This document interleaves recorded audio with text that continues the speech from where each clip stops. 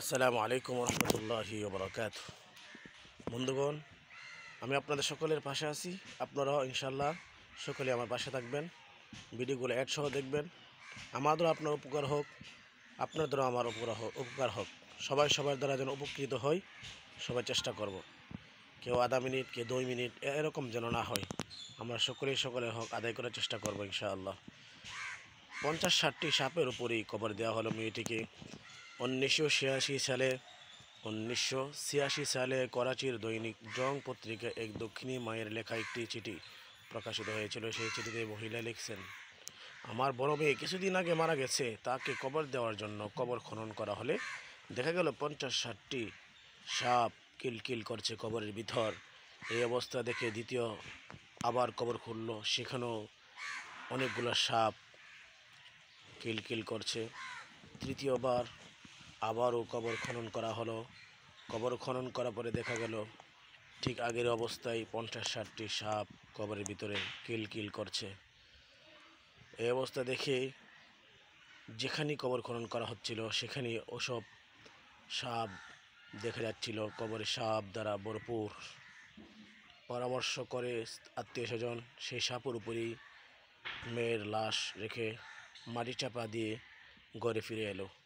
মেয়েকে কবর দিয়ে ঘরে ফেরার পর মেয়েটির পিতা, আমার স্বামী, অর্থাৎ মহিলা বলতেছে, মেয়েটির মা বলতেছে, আমার স্বামী মাথার চুল ছিঁড়তে লাগলেন আর কাঁদতে লাগলেন। আমার দক্ষিণী মেয়েটি নামাজ রোজা নিয়মিত আদায় করত, কিন্তু তার দোষ ছিল একটাই, সে ছিল অত্যন্ত ফ্যাশন প্রিয়।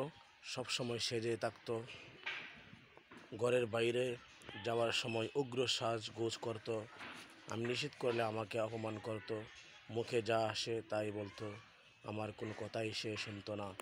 মেয়েটি এরকমভাবে চলাফেরা করত। মেয়েটি তেমন কোনো খারাপ ছিল না, চারিত্রিক দিক দিয়ে ভালো ছিল, শুধু একটাই সমস্যা ছিল, সে ফ্যাশন প্রিয় ছিল, বেপরদা চলাফেরা করত। যখন যেভাবে হোক সাজগোজ করে চলাফেরা করতো, অগ্র সাজগোজ করে বেপরদা হয়ে চলাফেরা করত। সেই জন্য আজকে তার কবরে ভয়াবহ আযাব, সাপ, ভরপুর সাপ। যেখানে কবর খনন করা হতো সেখানে সাপ দেখা যেত। এই জন্য আমরা সকলেই চেষ্টা করি যেন আমার কবরেও যেন সাপ বিচ্ছু না আসে। আরেকটি ঘটনা হলো, কবর দেওয়ার পর পিতা দেখলেন তার মেয়ে অলঙ্গ অবস্থায় ধনুকের মতো বেঁকে আছে, তার চুল দিয়ে 2 পা বাঁধা। 1414 হিজরির শ্রাবণ মাসের শেষ শুক্রবার আমার এক বন্ধু করাচির কুরুঙ্গি এলাকার একটি ঘটনা আমাকে জানালো। সে শপথ করে বলল, আমি যা বলছি একটি শব্দ মিথ্যা নয়।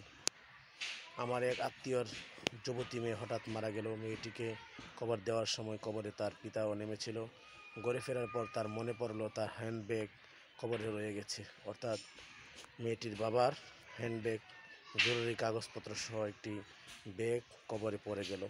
ব্যাগে জরুরি কাগজপত্র থাকায় পুনরায় কবর খনন করা হলো। উপরের মাটি সরিয়ে একখানি তক্তা সরিয়ে ভেতরে তাকিয়ে মেয়েটির পিতা চিৎকার দিয়ে দূরে সরে এলেন। নাউজুবিল্লাহ, কি ভয়াবহ অবস্থা হয়েছিল। মেয়েটির বাবা কবর খনন করার পরে একটি তক্তা সরে দেওয়ার পরে দেখতে পেল কবরে ভয়ানক অবস্থা দেখে চিৎকার দিয়ে ফিরে এলো।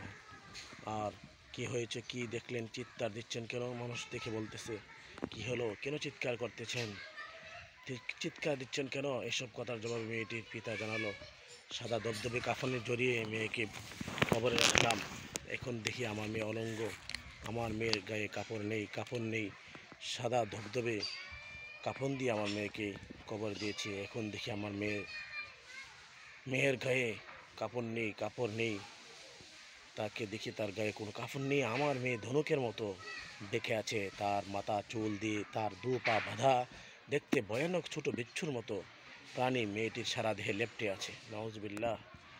মেয়েটির পিতা তার হ্যান্ডব্যাগের কথা ভুলে গেলেন। দ্রুত মাটি চাপা দিয়ে কাঁদতে কাঁদতে ঘরে ফিরে এলেন। মেয়েটির জীবনযাপন সম্পর্কে আমি খোঁজ নিলাম।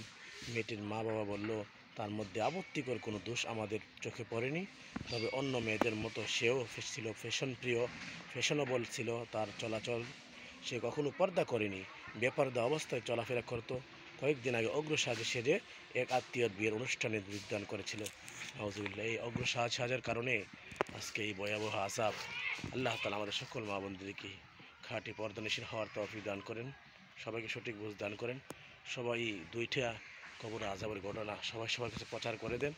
হয়তো আপনার প্রচারের দ্বারা কোনো না কোনো মায়ে, কোনো না কোনো বোনে কবরে আযাবের ভয়ে আমল করবে, পর্দা করবে, আপনিও সব পাবেন, সেও বেঁচে গেল। আল্লাহ সবাইকে তৌফিক দান করেন, আমিন।